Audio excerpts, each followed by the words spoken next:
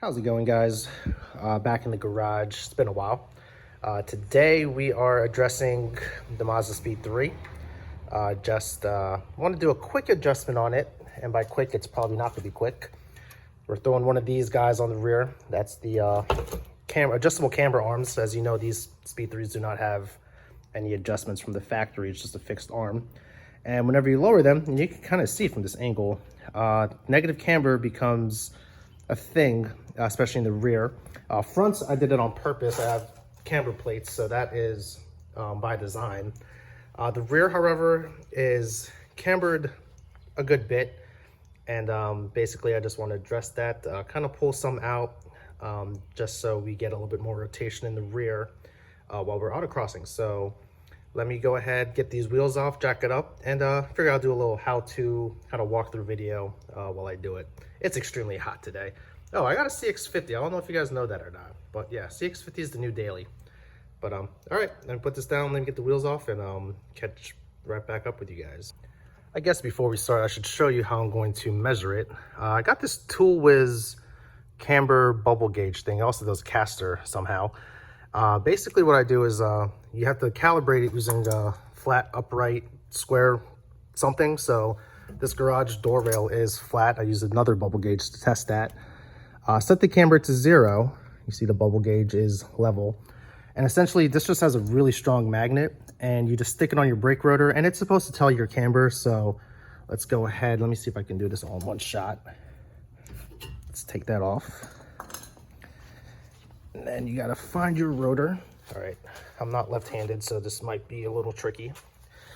All right, go on your brake rotor, stick it on there. You have to find a clean spot to your brake rotor. Then you basically have to level it out.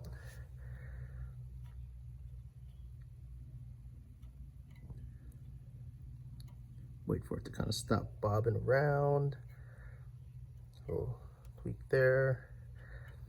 It's not perfect, but it's a good guesstimation. We'll call it there. So see, the passenger rear wheel is showing -4 degrees of camber, according to this.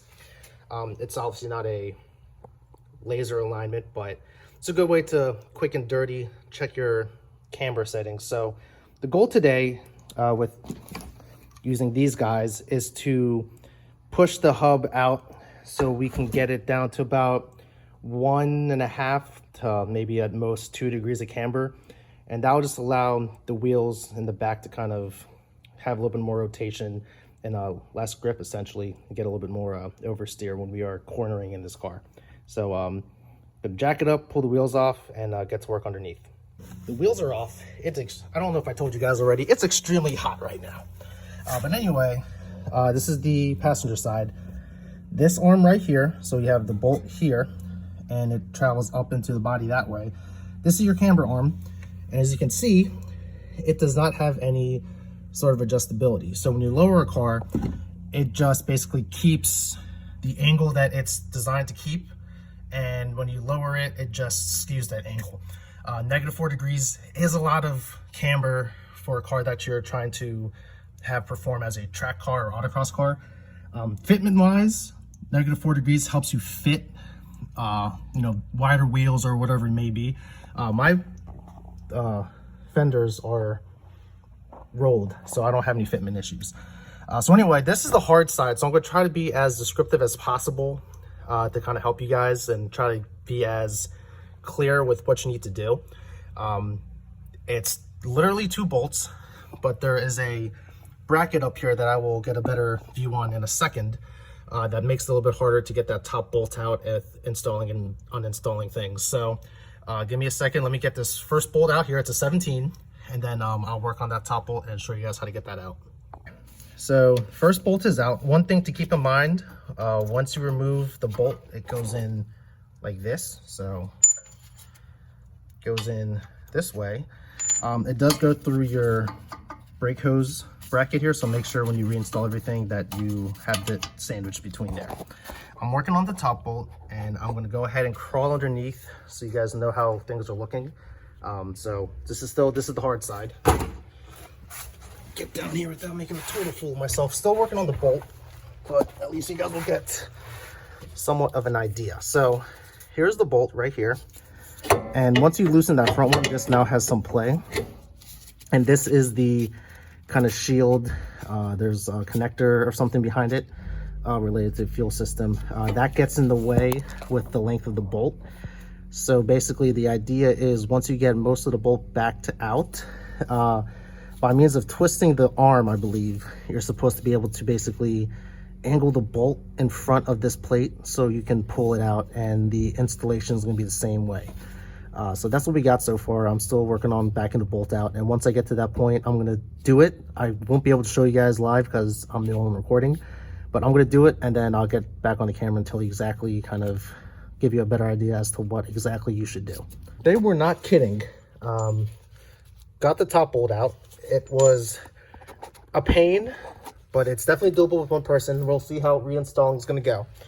But anyway, the arm's still here, so I want to show you kind of what I did. So once you're going to crank it out until the bolt will become loose by means of whatever wrench you use, so you don't have to worry about twisting quite yet. It's when you go to actually remove the bolt, because basically it's going to make contact with something behind here. So when you get to that point, you basically want to take the arm, and it's essentially almost like a lift and a twist, if that makes sense. And that's just gonna fall out because there's nothing holding it. But yeah, like a lift and twist. You can use a pry bar. I was able to kind of use my hand, and I used one hand on the arm, and then I used my other hand to kind of finagle the bolt around whatever's behind this plate, and it thankfully came out. So I would assume the installation is the same thing but reverse. I don't know if it's harder or easier, but we'll find out here in a few minutes. But let's go ahead and get this prepped for installation. And actually no, let's just not even run camber arms. Let's just go full tilty on it. Just kidding. Be right back. Let's go ahead and set this up. So next step, you want to set up your new arm and some sort of alignment spec, so you know the car is drivable, so you can go get your alignment done. Easiest way to do it is to go ahead and just adjust it to the same length as your OEM one, since we do know that it drove just fine. So on this design, there's basically 3 spots you can loosen. So there's this kind of pinch bolt here. You have this bottom black nut, and you have this top one here. So these are essentially your lock nuts. So once you're finished doing the actual adjustments, this is where you'll kind of snug the threads so this doesn't go out or in anymore. And then you'll use this guy to kind of secure everything together. So basically you just get it loose, and you can get your old bolts so you can line them up. And for the most part, that's right around there. Might need to undo this a few times to get it to fully see correctly, but you get the gist of it. Once it is set up this way, we're gonna go ahead and throw it back in the car. This side goes on the top end. This one is what goes behind on the hub. So let me go ahead and get this prepared and start working it in there, and I'll give you guys some pointers on how to get that top bolt back in. So as you can see, the bolt is started, thank goodness. So how do you get it to that point? 2 methods to the madness, both of which, even by telling you, you're still gonna have to get pretty lucky with kind of fiddling around back here.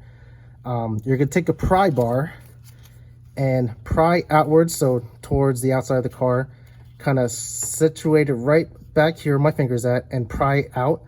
It has a little bit of give to it. Just be very careful. There's hoses and connectors back here. Don't go too hard on it. And pry it out a little bit. It gives you enough space once you kind of have this bolt semi-started.